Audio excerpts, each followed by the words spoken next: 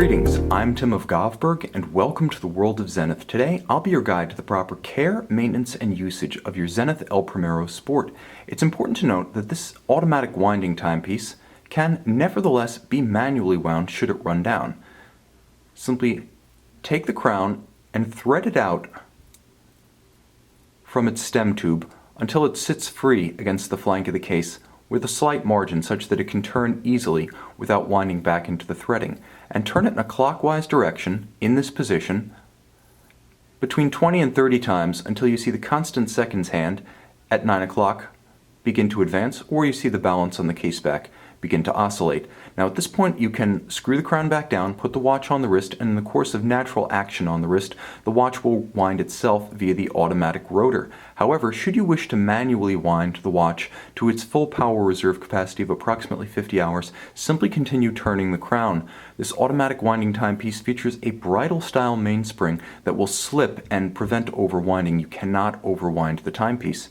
Now once you have the watch wound, if the time and date are correct, simply screw the crown down and resume use. However, when setting, bear in mind certain unique features of the El Primero caliber.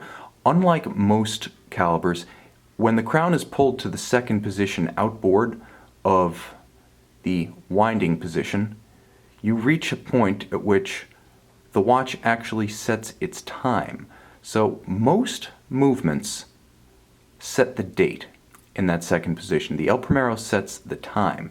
This is critical because you want to make sure that you don't accidentally pull the crown out all the way when the watch is between 8 p.m. and 4 a.m. and then turn, as this will simultaneously engage the quick set mechanism, which rotates the date, and try to advance it while the mechanism itself, the automatic jumper, is engaged through the night phase of the day. It's important to never try to change the date, which is set in the outermost crown position between 8 p.m. and 4 a.m. So always pull the crown out gently if you want to set the time during that period. Now, once you've set the time at center, as referenced, the quick set for the date is the outermost position, and you turn it clockwise to rapidly cycle should the watch run down or encounter an irregular length month.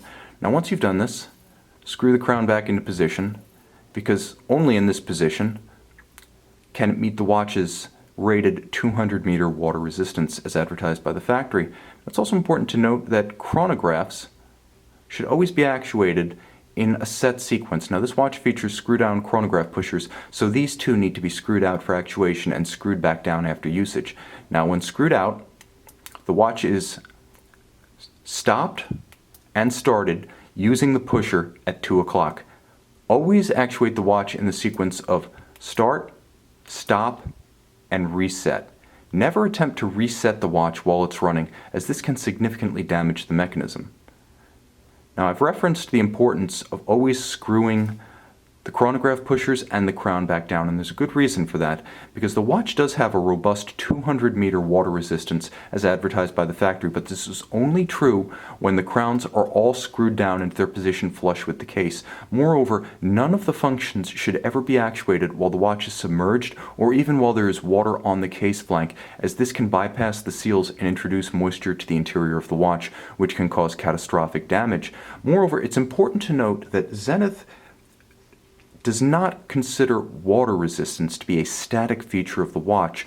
On no watch does water resistance remain the same in perpetuity, as seals will dry up and lubricants will age. It's important to have the watch water tested as per the manufacturer once per year with an authorized service center to ensure that the original factory rated hermeticity is returned. And it's also important to note that the timepiece should be shielded from magnetism. Just as water handling is significant, so too is handling in proximity to strong magnets. Now, more of these exist than you may suspect, as high-powered wiring looms at work, subwoofers, speakers, and refrigerator doors can all create magnetic fields that are sufficient to magnetize the metallic hairspring of the watch. Now, if the hairspring becomes magnetized, the watch will keep erratic time.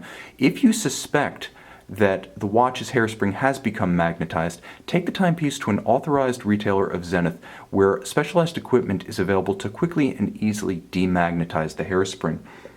Additional handling restrictions should be followed with respect to high-impact sports such as horseback riding, mountain biking, golf, shooting, or batting, as these shocks can damage a traditional mechanical movement, so avoid these activities while wearing the watch.